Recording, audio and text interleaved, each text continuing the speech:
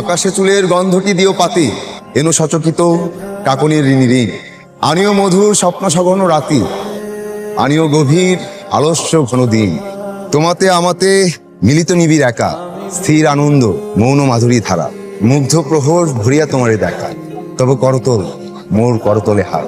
তো সুন্দর চারা গাছ আমি জীবনেও দেখি নাই। এত সুন্দর, এত সুন্দর একটা চারা গাছ এত সুন্দর কিভাবে হয়?